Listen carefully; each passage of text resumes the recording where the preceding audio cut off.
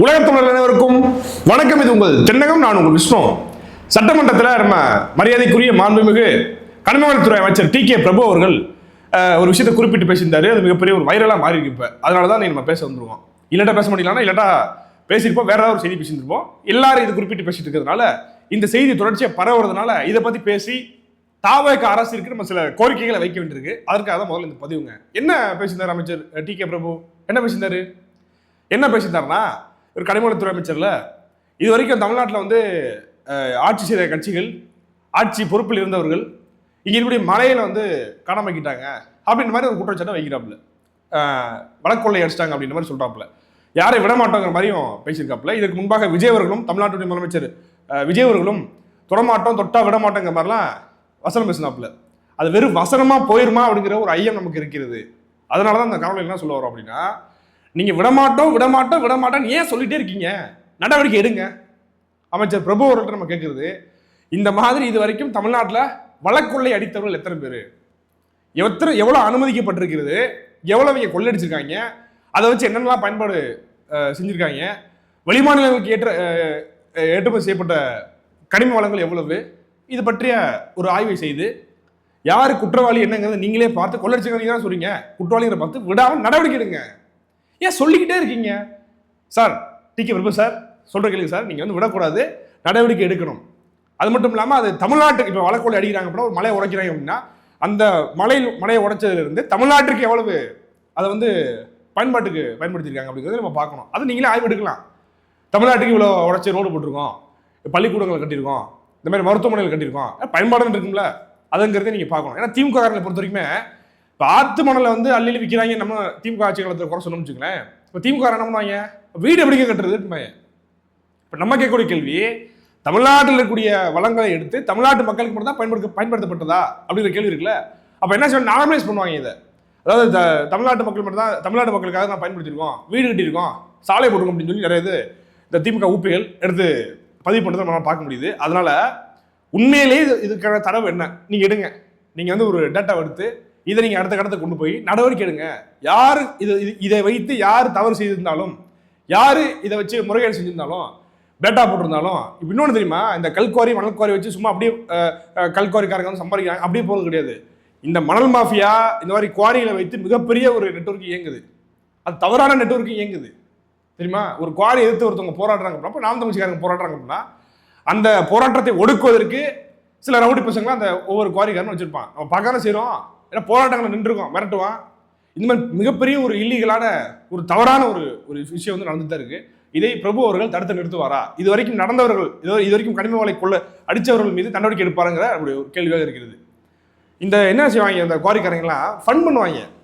Fund பண்ணி சின்ன சின்ன சாதி கட்சிகள், மத கட்சிகள், அமைப்புகள், இது மாதிரி விஷயங்கள் உருவாக்கி வச்சு, நாளைக்கு அவங்களுக்கு அந்த குவாரிக்காரங்களுக்கு ஏதாவது பிரச்சனை அப்படின்னா இவங்களை வச்சு டீல் பண்ணுறது, இவங்களுக்கு எதிராக அவர் பேசுறாரு அப்படின்ற மாதிரி போட்டுவிட்டு, இந்த குவாரிகளுக்கு, இந்த மணல் மாஃபியாவுக்கு, இந்த மலையோட சேர்த்தக்கூடிய அந்த கும்பல் மிகப்பெரிய நெட்வொர்க். அது அந்த நெட்வொர்க் ஏதாவது ஒரு பிரச்சனை வந்துச்சுன்னா இதை வச்சு அடிச்சு விடுவாங்க.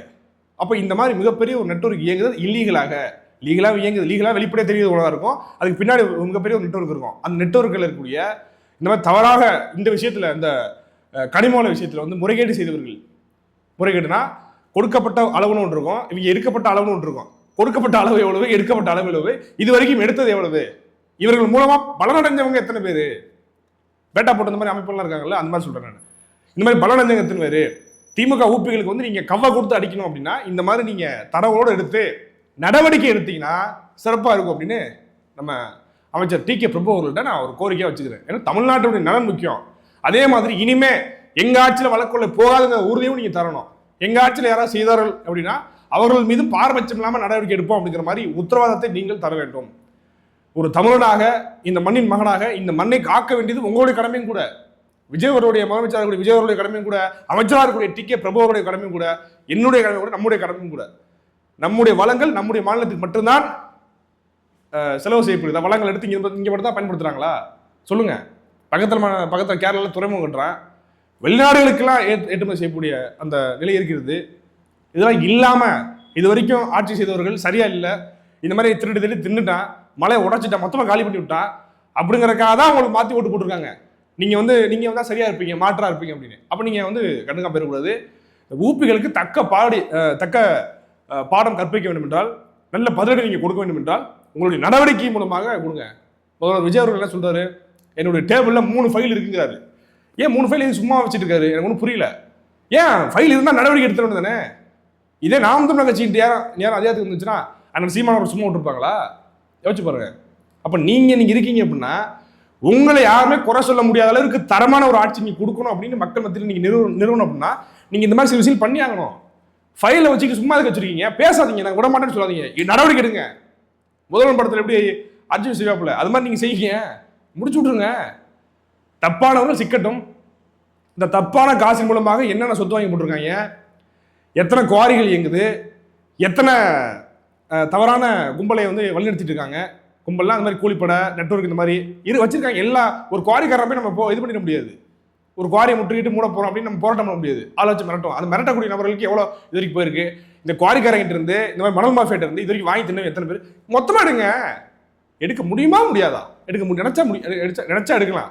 ஆனா எடுப்போம்னு நீங்க குறை சொல்றது மட்டுமே நீங்க சொல்லிட்டு இருக்காம நடவடிக்கை எடுத்து இந்த ஒட்டுமொத்த நெட்வொர்க்குக்கும் நீங்க ஒரு முற்றுப்புள்ளி வைப்பீங்கன்னு நம்புறோம். உண்மையான ஒரு முதல்வர் அர்ஜுன் போன்று நீங்க இருக்கணும் அப்படின்னா, மக்கள் மத்தியில் நீங்க திகழணும் அப்படின்னா இந்த விஷயத்தை நீங்க செய்யணும். சமரசம் இல்லாமல் செய்யுங்க, மக்கள் உங்களை கொண்டாடுவார்கள். என்னப்பா ஒரு தமிழ் தேசியவாதியா இருந்துட்டு நீ அவளுக்கு அறிவுரை கொடுக்குற, வேற யாருக்கு அறிவு கொடுத்தோம்னா அப்புறம் நீ அறிவு கொடுக்கறதுக்கு பிரியாட்ட சத்தியமா என்னை பார்த்து கேள்வி வரும். நாட்டின் நலன் முக்கியம், நம்முடைய மண் முக்கியம். மண்ணை தொடக்கூடியவர்கள் மீது அரசாங்கம் அவர்கள் மீது கை வைக்க வேண்டும். மண்ணை கை வைக்க மீது அரசாங்கம் கை வைக்கணும், விடக்கூடாது. அரசாங்கத்தில் இருந்துகிட்டு ஆட்டை போட்டிருப்பாங்க, அவனை விடக்கூடாது. ஒட்டுமொத்த இந்த கும்பலையும் தட்டி தூக்கி உங்க ஸ்டைல் சொன்னா தொடமாட்டோம், தொட்டா விட மாட்டோங்கிற மாதிரி தொட்டிருக்காங்க. இல்ல விடாம சீக்கிரம் நடவடிக்கை எடுங்க. பேசிக்கிட்டே இருக்காங்க, இவர் இத்தனை பேர் இது பண்ணியிருக்காங்க அப்படின்னு அடுத்த வாசிங்கன்னா அடுத்த முறை நீங்க ஒரு டேட்டாவை எடுத்துட்டு போய் நீங்க வாசிச்சுட்டு நடவடிக்கை எடுங்க.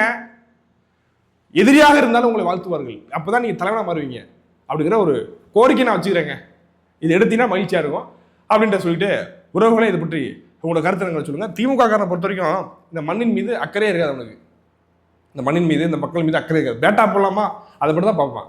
பேட்டா போட்டோமா, திமுக காரன் மட்டும் கொடுத்தோமா, கட்சியை திமுக காரங்க வேற என்ன கொள்கை கோட்பாடு எதுவும் இருக்கா சொல்லுங்க? இந்த மண்ணுக்காக போராடணும், மொழிக்காக போராடணும், அந்த மக்களுக்காக மரணம் நிற்கணும், எதுல ஒரு நிற்பானா? இது வரைக்கும் கடந்த 5 வருஷத்துல நின்றுருக்கானா? 5 வருஷத்துல நிற்காம இருந்ததுனால தான் இன்னைக்கு தாவேக்கா வந்திருக்கு. மிக கேவலமான ஆட்சிங்கிறதுக்காக தான் இன்னைக்கு தாவேக்கா பாத்தி போட்டிருக்காங்க. அப்படின்றத புரிஞ்சுக்கிட்டு இந்த ஆட்சியை நீங்க அடுத்த கட்டத்துக்கு இன்னும் உறுதித்தன்மையோடு கொண்டு போகணும்னா நீங்க பரந்தூர் விஷயத்தில் சரியான நிலைப்படுத்துங்க. அது கூடுதலாக இன்னொரு விஷயத்தை சொல்லிடுறேன். இந்த பரந்தூர் விடயத்தில் பொறுத்த வரைக்கும் விஜய் அவர்கள் சொன்னாரு, பரந்தூர் விமான நிலையம் இங்க வருவதற்கு ஏன் திமுக முனைப்பு காட்டுது அப்படின்னா சுத்தி இடம் வாங்கி போட்டிருக்காங்கிற மாதிரி ஒரு விமர்சனத்தை வச்சாரு. அது இல்லைங்கிற மாதிரி பல பேர் சில நிறுவனங்கள்ல இருந்து அறிக்கையெல்லாம் வந்திருக்கு. இதை நீங்க தகர்க்கணும் அப்படின்னா இங்க தாவேக்கால இருக்கக்கூடிய விர்ச்சுவல் வாரியர்ஸ் என்ன பண்ணிட்டு இருக்கீங்க? நீங்க ஒரு தலைவெடுத்து, நீங்க தான் ஆளுங்கட்சி, நீங்க நினைச்சா என்ன நீங்க ஒரு தலைவெடுத்து யார் இடம் வாங்கி போட்டிருக்காங்க, அவனுக்கு என்ன பின்னாடி தொடர்பு இருக்கு, என்னென்ன பண்ணிருக்காங்க நீங்க போடுங்க. என்னப்பா பார்த்துட்டு இருக்கீங்க, அடிச்சு ஆட வேண்டாமா அப்படிங்கிற ஒரு விஷயத்தை சொல்லிட்டு காணொலியை முடித்துக் கொள்வோம். உறவுகளே, இதை பற்றி மக்களே உங்களுடைய கருத்து நாங்கள் சொல்லுவோம். மீண்டும் ஒரு காணொலி சந்திக்கலாம். நன்றி, வணக்கம்.